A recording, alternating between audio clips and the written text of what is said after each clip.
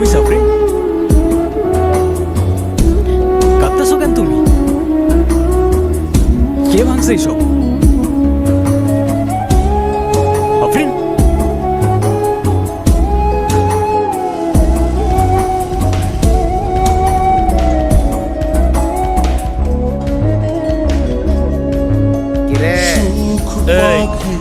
টাকা কই? আজকে না তোর টাকা দেওয়ার কথা ছিল তোর।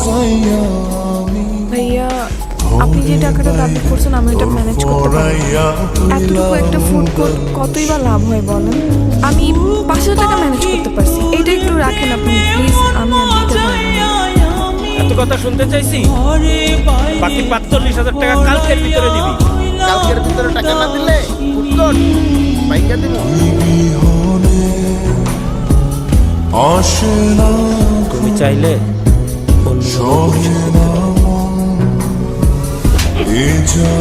কি তুই আমারে মারলি? এইসব বাপ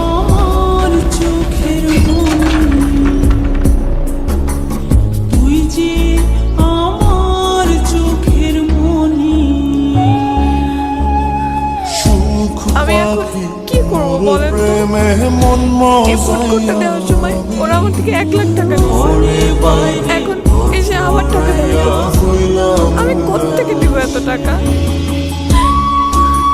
এই ফুড কোর্টটা কত কষ্ট করে দিছে শুধু আমি জানি। আমার এতদিনের কষ্টের সব কিছু ভেঙে দিয়ে গেল। আমি কিচ্ছু করতে পারি নাই।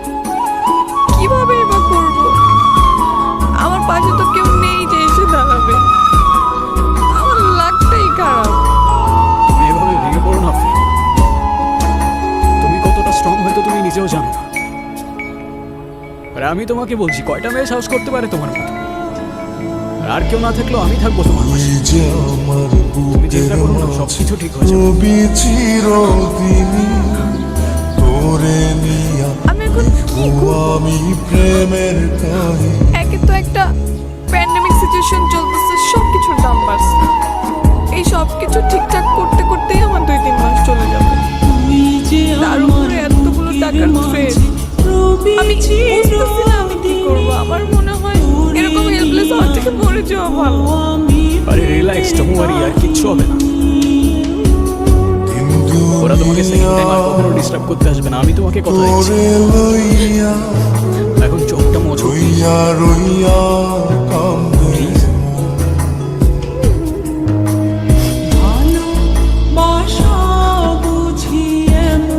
চলো, সন্ধ্যা হবার আগে তোমাকে বাসায় পৌঁছে দিই।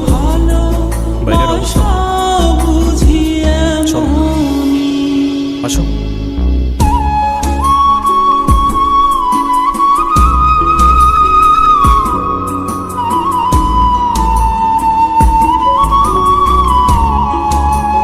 তোমার গ্লাভস কোথায়? ভুলে গেছি আনতে। তো খেয়াল তো রাখবা, আশেপাশের অবস্থা তো ভালো না। ভাইরাস কিভাবে ছড়াচ্ছে দেখছো? আচ্ছা, সত্যি কি এত মানুষ মারা যাচ্ছে এই ভাইরাসে? হ্যাঁ, অবভিয়াসলি। অবশ্য এদিকের মানুষ তেমন বুঝতে পারতেছে না, কারণ শহরের ওইদিকে ডেথ রেটটা বেশি। তোমার ফ্যামিলিতে কে কে আছে? কেউ নেই, আমি একা। হ্যাঁ, হ্যাঁ, অনাথ আমি।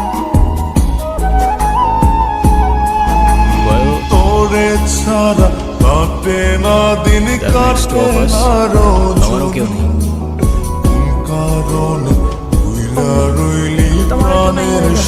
হ্যাঁ, সিরিয়াসলি, আমি তো 8 বছর পর্যন্ত একটা অরফানেজেও ছিলাম, শান্তিকুটির অরফানেজ।